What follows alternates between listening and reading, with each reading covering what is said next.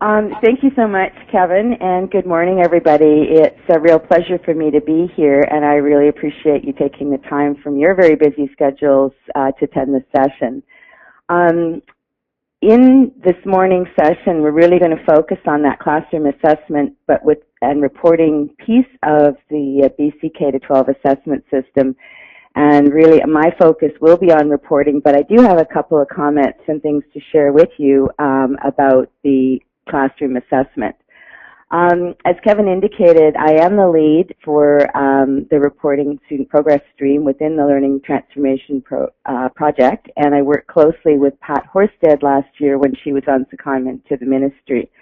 I work also very closely with Angie Walt, Brent Monroe, and Marcus Bear on the assessment team with the ministry. And some of you also may have met me through MyEducation BC, for which I'm also responsible. So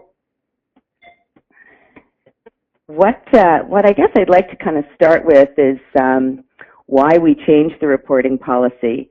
And I think for those of you in the field, the need for change was obvious, but we had to put together a bit of a narrative for ourselves and for our executive team. So there were three main drivers that sort of instigated the change.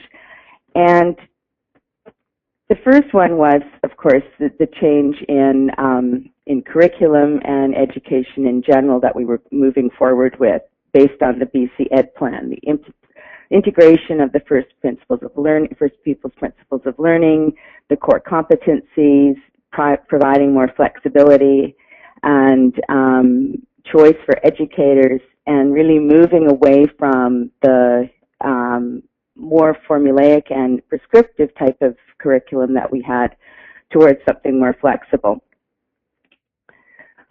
When we look at that, the actual change in the curriculum itself, as everyone is aware, it emphasizes competencies over content, really focuses on the big ideas over the small topics, and also provides opportunities for educators to try new methods of assessment with their learners, and the hope is that the learners will become more reflective.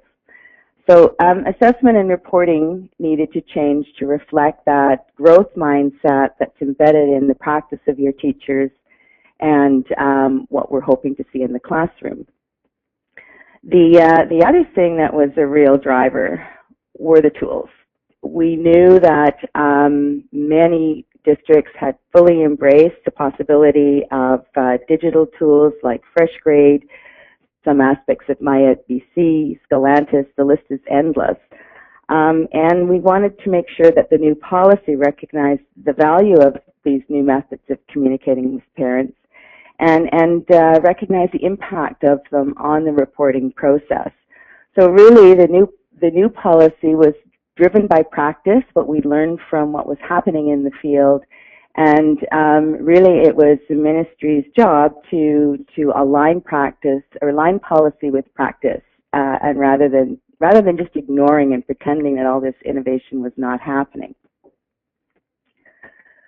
So what have we done? And this slide gives you a bit of a framework for what we've done and where we're going. I'm going to talk a little bit more about each piece of phase one.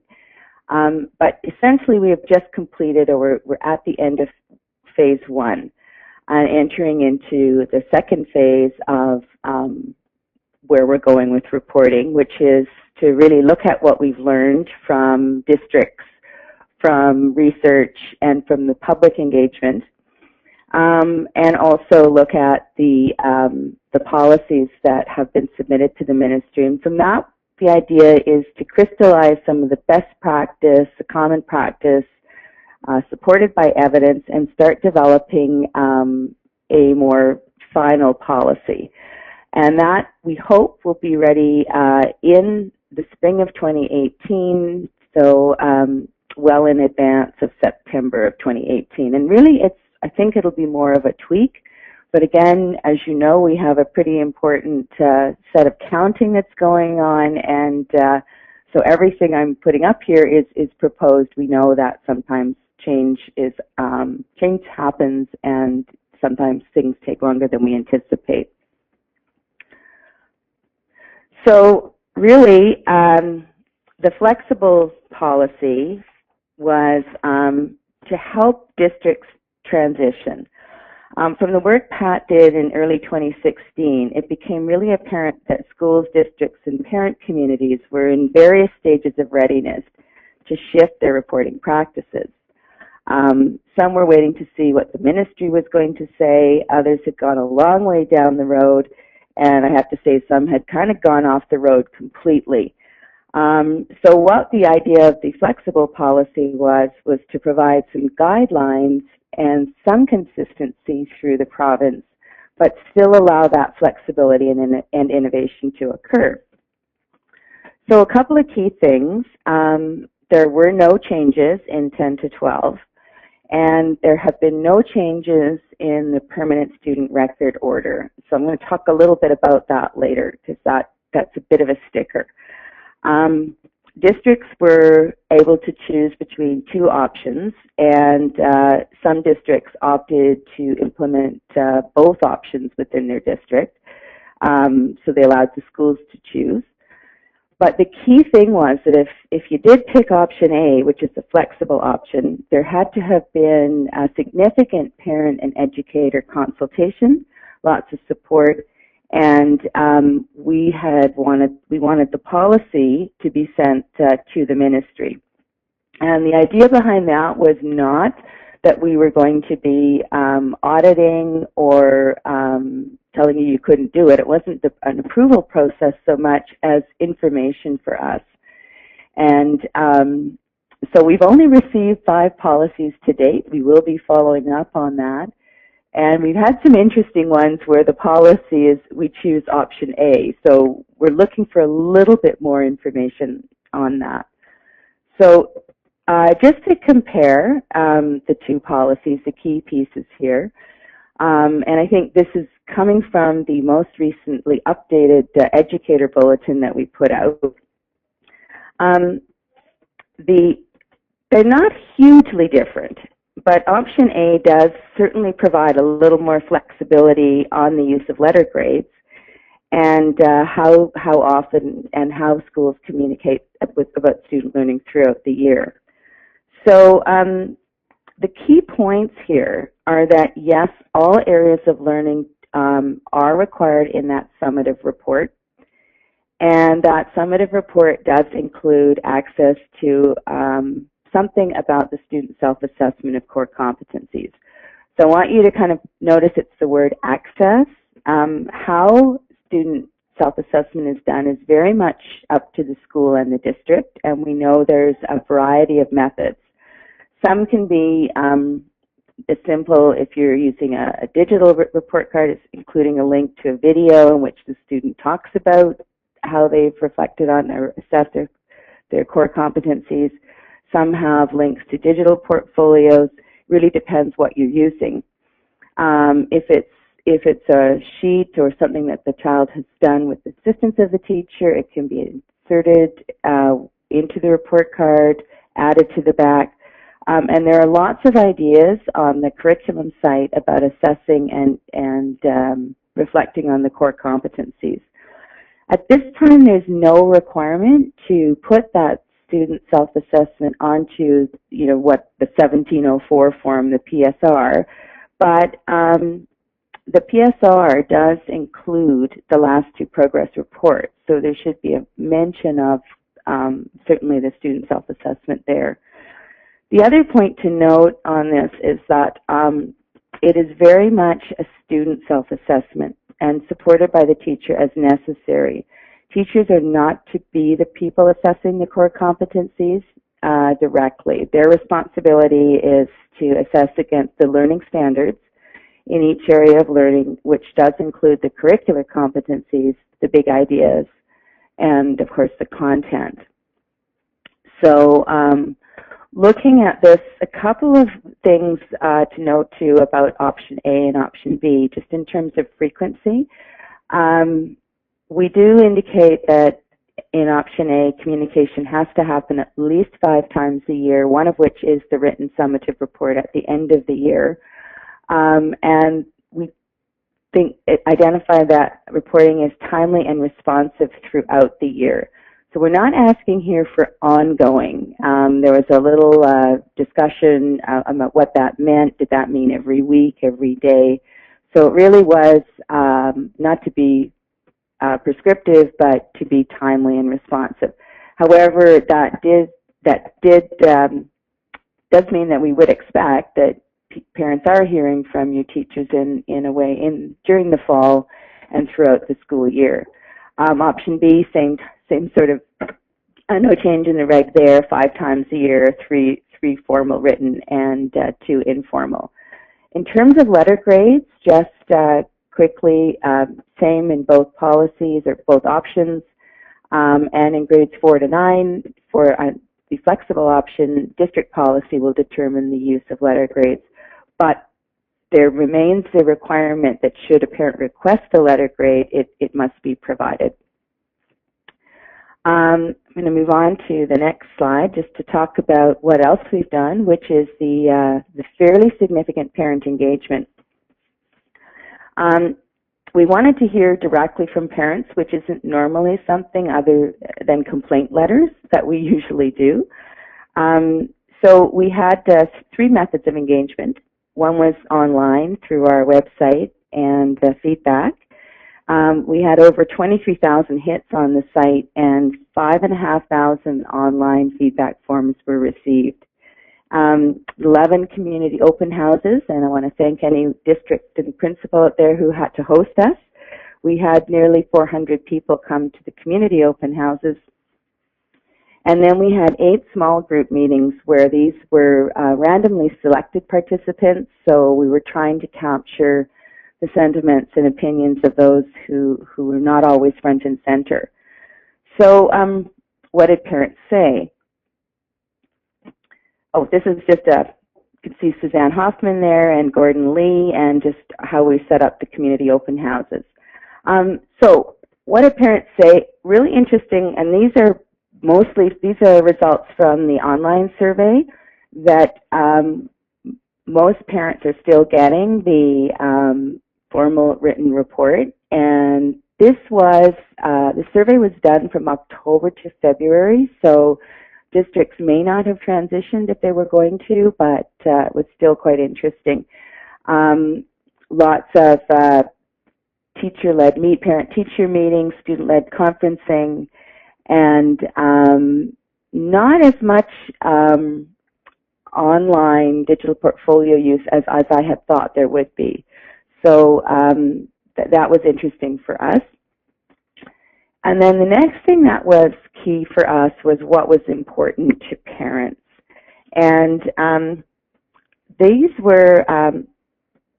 results were consistent whether we asked this right directly at the community engagement sessions or for the online. And so really, they're really looking for ways to support their child. Want to know early what areas they can help with, how to support them at home. Attendance was universally not very important to them. And so what we want to do is really parse out a little bit more about these results. And there's lots more I can share with you, and we will be producing a public report in early July. But these were the key themes for us that came out. And just in terms of the comments, we did go through every single one of the 5,293 that we got, and some key themes emerged, and I don't think these will be a big surprise for you.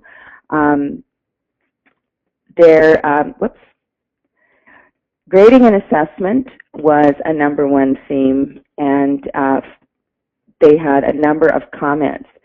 The key, or the challenge for us, is that the comments were often in direct conflict with each other. So we had a lot of people who were absolutely in favor of letter grades and percents, and it didn't seem to matter what grade they were in, but then when you dug a little deeper, it was because they're worried about their child getting into university. Certainly comments around consistency and frequency. So the other piece was the degree to which the parents really valued the educator comments that were completely personalized about their child. They were not happy with the generic comments, the pull-down canned comments, but they also understood there was an issue with workload and teacher time. Looking also for clarity about the performance scales. Some had no idea what meeting, approaching, etc. meant, and they were really confused when a number of scales, different scales were used, unless there was some real clear explanation on the report card. And they had a number of ideas and suggestions for how that could be improved. So we have a lot of work to do still to unpack some of this information, and we'll be working on that to try and parse it out, particularly interested in analyzing a little bit more by grade level and the comments. So what was important from K to 5 versus the middle years versus 10 to 12. The engagement was focused on K to 9, but we did get results from parents of students in 10 to 12. Here are a few sample comments from the engagement survey, and again, you can see that there's quite a lot of diversity, and often, as I say, they were in direct conflict. So do need to do a further analysis on this. I want to quickly move to the work of the Classroom Assessment and Reporting Advisory Group. We have a group of about 30 to 35 that have come together about 4 times. And it provides a field perspective on that advice to the ministry on classroom assessment and reporting, gives us some insight into what's going on and what the key issues are. To date, we've produced a number of resources. One is the Educator Update on Assessment. Certainly, we've also updated the Student Progress Guidelines. There are some ideas about using the self-assessment and reporting of core competencies. We've put some examples up on the website, and of course included the competency posters. A lot of that has come out of the work from the Richmond School District, but certainly we've been able to pull together a number of good practices and ideas for your teachers and schools to use. What we're planning to do next, we are putting together a classroom assessment video and booklet series, and these were the sort of topics that had been suggested might be of use. If you have any other ideas, we'd be absolutely open to hearing from you, and this will be ongoing. Our first booklet we want ready by June, and the others will come out through the upcoming school year. And I think that designing classroom assessments, if that's something that is a priority, then we will certainly take your advice and do that first. We wanted to do both the booklet and the video so that people could get the quick hit, and then the deeper dive would be in the booklet series. The other piece of work that we have to do is finalize the core competencies. They are posted as drafts, and so that is work that Nancy Walt's division is engaged in, is finalizing these and posting them. And they should be up into the next school year. So also, again, looking for information. If anybody wants to participate in that, you just need to let me know. Things that we're considering for reporting from this group and also from the research that's been presented to us. We're really moving to that strengths-based approach, proficiency-based reporting. What do we do about letter grades? Looking at learning progressions within K to 12. Want to provide some learning descriptions and ideas for some learning reporting categories. So we haven't landed yet on whether we're moving away from letter grades. We have some work to do in that area. We have a number of ideas and suggestions that have come forward. but we also have to look at what our community is ready for. And the other group that we're working very closely with is our post-secondaries. That has been a real focus for us this year. To find out where they are at, we have given them an articulation guide for the new 10 to 12 curriculum, let them have a look at the new courses, make sure that they're ready to accept the courses for post-secondary entrance, and talking to them a little bit about what they can manage. So for the moment, 10 to 12 is staying as it is, and we're engaged in some really deep ongoing conversation with our post-secs. Just for your information, there are a couple of other updates that we posted, and one is around graduation. I'm not sure how many secondary school principals there are, but that's up-to-date information on that. Also design and assessments for the new grad assessment, and then the numeracy specifications are coming up as well, and there will be also some direction on how to implement that in your schools. So going back to the timeline, we're right in the middle of phase 2, and we are looking at putting a new working group together from our classroom assessment and advisory group. We will be releasing the public engagement results, moving forward with some more surveying and getting more information from you about your practice and policy, and then moving forward with the development of a new policy that does reflect current practice and thinking. And if you have ideas, suggestions, we're certainly very excited to hear what's happening at your school. The other piece that we are going to be doing starting next year is review the permanent student record policy. We know that needs to also align to any new reporting order that we produce, and we've got to look at that whole piece on, we're moving into a digital age. Do we really need a piece of cardboard in a filing drawer in your school? So making that certainly align to our current tools and practice. So I think I've got a few minutes left for questions and comments, and I do have some questions for you, and I think one of them is just what's the biggest challenge that you're facing right now at your school around reporting, and certainly what would you like to learn a little more about?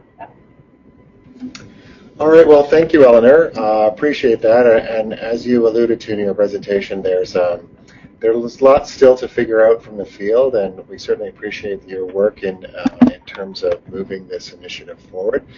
I think, as a building principal, and many of us are principals and vice principals online, of course, this is something that we've always wanted. We knew that our reporting practices weren't necessarily reflective of the changes that were being made in terms of our approach to pedagogy and assessment for learning, and so this is absolutely a good step in the right direction. I do have a couple of questions for you. So one question from David: if a parent requests a letter grade, it must be provided, of course. Are there specifics about what types of grades need to be provided? Do we have to report on the academics as opposed to the sort of the arts, music? Is it just left up to the parents in terms of what they want to know? So no. What we have basically said is that for the academics, yes, but for applied design, skills and technology, and career ed, for K to 5, ADST, and career ed, you only need to report on with written comments or performance scale at the end of the school year. So in grades 6 to 9, ADST are required to be reported on with letter grades and written comments where deemed appropriate in each of the formal reports. So at PE and arts education, 4 and 5, you can use written comments for both of those, but in 6 to 9, you do have to provide a letter grade. Okay.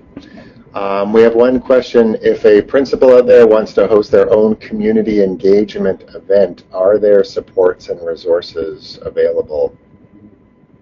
Oh, absolutely. We can actually provide you with the whole deck that we use for our own community open house and our facilitator's guide that you're welcome to use, adapt, change, and to suit your community. But I would be delighted to make that material available. Okay. A couple of comments. One comment is, as far as the booklets being developed, one area of interest for this principal school would be something about documenting and using the evidence for assessment. Okay. Okay, I've got that one down. And Ian Landy has posted that one of the things his district is working on is a learner profile to help translate, I like his phrasing, a Rosetta Stone of sorts, the descriptive feedback in e-folios to a summative symbol of achievement. And I'm assuming that this is about to help parents better understand what their child's teacher is saying about their current progress. So Ian if you could just repeat that, that's from Ian Landy. And what district is that? Because we'd love to chat a little bit more about the approach that you're taking. Yeah, sure. Ian's an elementary principal in North Okanagan, Shuswap. Oh, okay, thank you. Yep. So Eleanor, one interesting piece for me as an elementary principal is, I was, many of my teachers were involved in sort of the e-portfolio process, and our district had gone to an e-portfolio process, and it was a significant shift for me, I think, in terms of managing the reporting process, because now where you have these periods of intensity during report card time, it was ongoing and happening, and I was just sort of finding myself, well, I had to log in and check someone's e-portfolio pretty regularly to see that progress was being made, and that people were reporting regularly in terms of how all the students in their school were doing. I'm just kind of curious about what your thoughts might be in terms of kind of helping to support school leaders, because the model, the regular sort of calendar cycle of reporting is changed. It could change in a pretty significant way. Yeah, so I'm glad you brought that up, because the use of e-portfolio certainly come forward in a lot of the research that we had done, that this really was an innovative way of reporting. I think what we're looking for is, from the ministry side, is, yes, evidence in the portfolio that all areas of learning are reported on throughout the term, and we understand that sometimes teachers focus in one area, so you may not be focused on social studies for a few weeks, but you're looking at science areas, or you're doing an integrated project. The key is, though, that we've been hearing reports, and they are anecdotal, that parents are not getting anything until November, December, and that's just too late. The other concern that we had was also around teacher workload, and what's a reasonable expectation for parents and for teachers, because the concern that parents had was if teachers are spending so much time putting stuff into their portfolio and commenting on it, how are they spending enough time teaching? And then they have to write a big report card at the end, which is why that the flexible option was sort of implemented. You can certainly use a portfolio tool throughout the year, and just at the end of the year do that one summative report. I think it will be interesting for us to kind of hear from principals about how that went in terms of frequency, because the other piece we did hear from parents is a little bit interesting, because some were thrilled. Others found that, one parent said, I have 5 kids. I'm getting stuff every day from every teacher. I feel guilty because I'm not looking at it, and I don't want that much information. So I think we're going to need to find a bit of a balance here. You know, I absolutely agree with you there. I do think in part it's sort of the growing pains that go along with a significant shift in practice. And so I think we'll eventually get to a point where this is just how we do business. And so, but I can appreciate that for the next couple of years as we try to work through this in a way that works for the professionals in the system and for parents, and in particular for the students. It's going to be a little messy until we get to that point. I have a comment from a secondary principal, Eleanor, just hoping that the ministry would provide some clear guidelines in terms of assessment practices at the secondary level. So I'm sure it comes to you as no surprise that I think one of the challenges for school leaders is that secondary assessment practices sometimes can be pretty traditional, and things are looked at, you know, work habit marks that get thrown into the final assessment or marks for late work. And I think really we're in a place where we've moved past that. So I'm just kind of curious about your thoughts, or if there's anything in the works right now to be a little bit clearer about what assessment practices at secondary level should look like. Yes, there is, and as we work through revising and incorporating the feedback around the 10 to 12 curriculum, we're absolutely devising and putting together a set of assessment principles and some instructional examples. We are,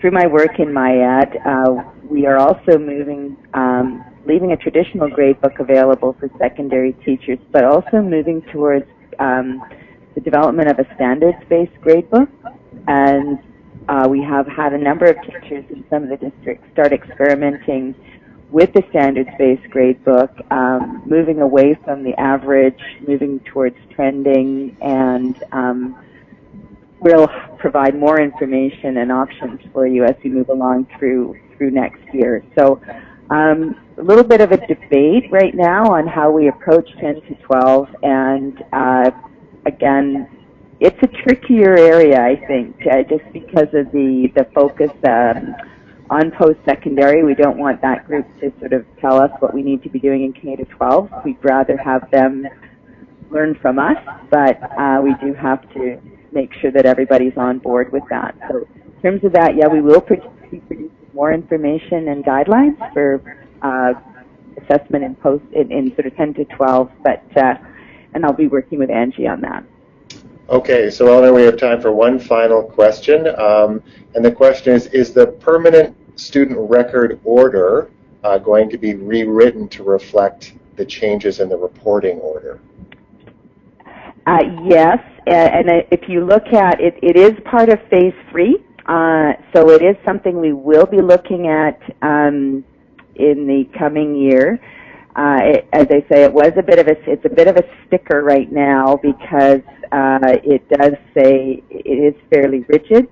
However, what we're advising is if you have a policy that's been sanctioned by your board and you are using Proficiency Scale, or you're not using a letter grade in grade 4 or 5, you need to put that proficiency or that word down, that whatever it is that indicates progress, and of course attach the last report card. But yeah, we will be changing that and really looking at that piece of legislation in that order. Okay, great. And so with that, Eleanor, on behalf of the BC PVPA and all of our attendees who participated this morning, I really want to thank you for providing this for us. As we chatted before your presentation, there's a great deal of interest out there in the field in terms of how we navigate these waters. This is a significant shift for our system, but absolutely a move in the right direction in terms of assessment for learning practices. And so I hope we can stay in touch. I think as the ministry moves into that third phase, we certainly would love you to come back at some point, either through a webinar or maybe a presentation at Chapter Council, just to share the good work that's going on with the ministry, and certainly hear from school leaders in the field in terms of our input in how we can ensure that it's moving forward in a positive way. Great. Well, thank you all very much for your time this morning. And as I said, if you do have any questions, certainly my email is there, and I welcome them. The other thing I would remind districts is that if you could send your policy, if you've got one, to studentprogress@gov.bc.ca, and we'll make sure that we include those in our deliberations about a new policy. But thank you again very much. Thank you, Eleanor, and thanks to all of our attendees. Have a great day, everyone.